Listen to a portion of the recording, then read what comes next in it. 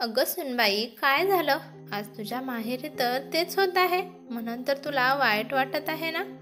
तू तर इथे राहून सुद्धा तेच करत होतीस ना? तुला तर आता तुझ्यासारखीच वहिनी मिळाली आहे म्हणून तुला रडायला येत आहे का? सुमनताई आपल्या मनातला राग काढत म्हणत होत्या. आई, हे काय बोलत आहेस तू? अगं, ती ही वेळ आहे का सर्व काही गोष्टी काढण्याची? ती अगोदरच टेन्शनमध्ये आहे आणि तू वरून जास्त तिला ऐकवत आहेस. ओंकार हा सुमनताईंना थोड्या रागाने म्हणाला. का रे ओंकार, यामध्ये काय चुकीचं आहे? खरं तर वेळेवरच बोलल्यावर कळतं की माणसाला त्याच्या चुका काय आहेत. या अगोदर मी तुझ्या बायकोशी बोलत होते तेव्हा ती माझ्याशी वाद घालत असायची. तिच्यामध्ये असं वाटायचं की मी तिच्या कामात नाक खुपसत आहे. म्हणूनच तर सुना सासरी माहेरच्या गोष्टी सांगत नाहीत, कारण सासरच्या लोकांना त्यांच्या जखमेवर मीठ चोळायला आवडत असतं. मी तर तुम्हाला आधीच सांगितलं होतं की कोणाला सांगू नका. रुपाली रडत म्हणाली. अगं सुनबाई, मला काय तुझ्या जखमेवर मीठ चोळायची हौस नाही. आज खरं म्हणजे तुला जाणीव झाली ना, जेव्हा स्वतःचं मन जळतं तेव्हाच माणसाला काय असतं ते कळतं.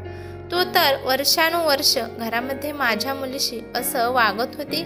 याचा जरा विचार कर. मला आणि माझ्या मुलीला त्याचं किती वाईट वाटत असेल. अगं आई, तू मला इथे भेटायला आली आहेस का? हे सगळं रडगाणं गायला आली आहेस? तेवढ्यात ओंकार हात जोडत म्हणाला. मला माहीत आहे की रुपाली हे चुकीचं होतं. अगं, पण कमीत कमी माणुसकीच्या नात्याने तरी शांत राहा. अरे बाळा, खरं तर इतके दिवस मी शांतच होते, पण खरं सांगायचं झालं तर माणसाला त्याच्या कर्माची फळं त्याला या जन्मात भोगावी लागत आहे आणि म्हणूनच आज ती तिच्या कर्माची फळं भोगत आहे. मी कोण आहे बोलणारी? मी जाते माझ्या घरी. खरं तर मी फक्त एवढेच सांगायला आले होते की वैष्णवीला सरकारी नोकरी लागली आहे. तिच्या सासूबाईंनी घरात छोटीशी पूजा ठेवली आहे, त्यामुळे तिच्या सासूबाईंना तुम्हा दोघांनाही ही बोलवलं आहे. तुम्हाला यायचं असेल तर या. एवढं बोलून सुमनताई निघून गेल्या. वैष्णवीला नोकरी लागली हे ऐकून रुपालीच्या डोळ्यातलं पाणी थांबलं आणि ओंकार थक्क होऊन आईकडे पाहू लागला. खरं तर सगळ्या जुन्या गोष्टी चित्रपटांसारख्या ओंकारच्या डोळ्यासमोर येऊ लागल्या होत्या. जेव्हा रुपाली या घरात लग्न करून आली होती तेव्हा सुमनताई, ओंकार, वैष्णवी पाहत होते. वैष्णवी ही ओंकारची छोटी बहीण होती. आता वडिलांच्या निधनाला 2 वर्ष झाली होती. वडील जिवंत असतानाच ओंकार हा नोकरी करत होता, त्यामुळे घरात आर्थिक तंगी नसायची आणि तसेच सुमनताईंना पेन्शनही भेटत होती. त्यामुळे त्या सर्वांना आधार होता आणि वैष्णवी ही तिचं शिक्षण पूर्ण करत होती. घरातील मोठ्या खर्चाचा भार हा ओंकारवर असायचा. वैष्णवीच्या शिक्षणाचा खर्च हा सविताताई त्यांच्या पेन्शनमधून करत होत्या.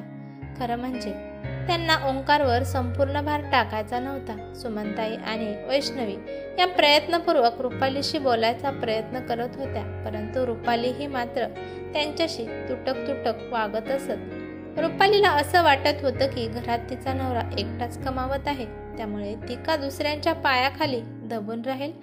सुमनताईंनी वैष्णवीचं ग्रॅज्युएशन पूर्ण केलं आणि आता तिला MBA करण्यासाठी जास्त पैशांची गरज भासत होती. यासाठी त्यांनी ओंकारशी बोलायचं ठरवलं आणि ओंकार त्या गोष्टीसाठी तयार झाला. परंतु रुपालीला ही गोष्ट समजल्यावर मात्र तिने सर्व घर डोक्यावर घेतलं. तर ती ओंकारला म्हणाली की सगळे पैसे काय तुम्ही बहिणीवरच खर्च करणार आहात का? आमचाही काही खर्च आहे. तुम्ही आता एका मुलीचे बाप झाला आहात, तिच्या भविष्याचा विचार करणार आहात की नाही? आतापर्यंत जे शिकवलं ते तिच्यासाठी पुरेसं आहे. आता एखादा सोहळा बघा, तिचं लग्न लावून द्या म्हणजे झालं. तिच्या लग्नासाठी पैसा नाही. तिला खूप समजवण्याचा प्रयत्न केला, परंतु तिने काही ऐकले नाही. म्हणून ती सरळ निघून तिच्या माहेरी गेली. तिच्या माहेरच्यांनी मात्र तिला समजावून सांगण्याऐवजी तिच्या मनात भलत्याच विचारांचे वादळ निर्माण केले व तिचे चांगलेच कान भरले. रुपाली ही मुद्दामच 3-4 महिने तिच्या माहेरी राहिली होती. शेवटी सुमनताईचा नाईलाज झाला आणि त्यांनी वैष्णवीचं लग्न लावून देण्याचा निर्णय घेतला. एका चांगल्या घराण्यातील मुलासोबत वैष्णवीचं लग्न केलं, परंतु अचानक काय घडलं? तिच्या सासऱ्यांचा आणि नवऱ्याचा ॲक्सिडेंट झाला आणि त्या अपघातामध्येच तिच्या सासऱ्यांचा मृत्यू झाला आणि तिच्या नवऱ्याला गंभीर असे दुखापत झाल्यामुळे तो अंथरुणाशी खिळून राहिला. तिच्या सासूबाई या खूप समजूतदार होत्या. गावातील लोकांनी म्हणजे त्या लोकांना म्हणजे एखादा माणूस त्याची प्रगती होऊन पुढे चालला असेल तर त्याला मागे कसे खेचायचे अशा लोकांनी त्या घरातल्यांचे कान भरले. सून घरात आली आणि तुमच्या घराला काळ लागला, मुलांचे हे आयुष्य उद्ध्वस्त झालं. पण तिच्या सासूबाईंनी कोणाच्याही बोलण्याकडे लक्ष दिले नाही. घरातील बिकट परिस्थितीमुळे वैष्णवीने शाळेमध्ये नोकरी करण्याचं ठरवलं आणि तिच्या सासूबाईंनी पण तिला पूर्णपणे साथ दिली. आणि अशा वेळी वैष्णवी तिच्या माहेरी आली की रुपालीचा संयम तुटत असायचा व ती सुमनताईवर सतत लक्ष ठेवूनच असायची. ती त्यांना एकटं सोडत नसायची. तिला नेहमी शंका वाटत असायची की सुमनताई वैष्णवीला आपल्या घरातून पिशव्या भरून देत आहेत की काय. ही शंका मात्र तिच्या मनात एवढं घर करून बसली होती की तिला काही कळत नव्हतं की कोणासमोर काही बोलावं. रुपालीला आता वैष्णवीचा खूप राग येत असायचा आणि याच रागातून रुपाली सुमनताईंना कधी कधी अपमानास्पद तुच्छ असं बोलत असायची. मात्र रक्षाबंधनाच्या दिवशी तर रुपालीने मात्र हद्दच केली. वैष्णवी येण्याआधीच रुपाली काहीतरी कारण काढून घेऊन ओंकारला ती तिच्या माहेरी गेले होते आणि त्याला तिथेच थांबवून घेतलं. रुपाली ही संध्याकाळी घरी आल्यावर आजारी असल्याचं नाटक करून अंथरुणावर पडली. त्याच दरम्यान वैष्णवी ही भावाला राखी बांधण्यासाठी व्याकुळ झाली होती.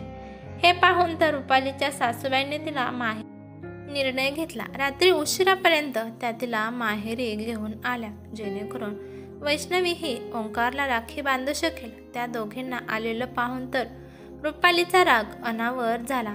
अगं तू किती निर्लज्ज बाई आहेस. पैशासाठी एवढ्या रात्री राखी बांधण्यासाठी आली आहे.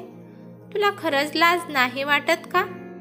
रुपाली ही खूप तिरस्काराने म्हणाली. अगं रुपाली तुला कळते का तू काय बोलत आहेस. जरा विचारपूर्वक बोल.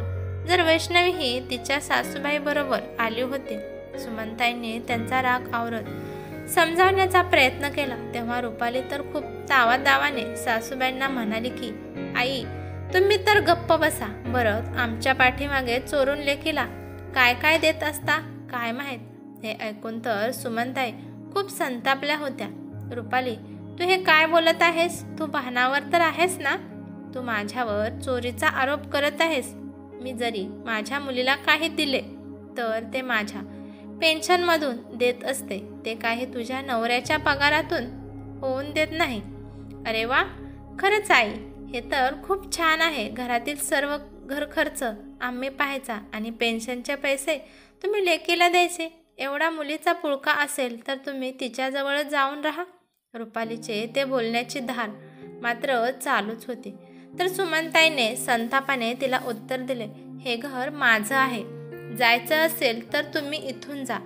खूप सहन केले मी परंतु प्रत्येक गोष्टीला मर्यादाही असते. हे बोलणे ऐकून तर रुपालीने ओंकारकडे वळून पाहिले आणि ओंकारला म्हणाली की ही बघा तुमच्या आईचा तोरा आपल्याला घराबाहेर काढत आहे. तेही तुमच्या या अपशकुनी बहिणीसाठी.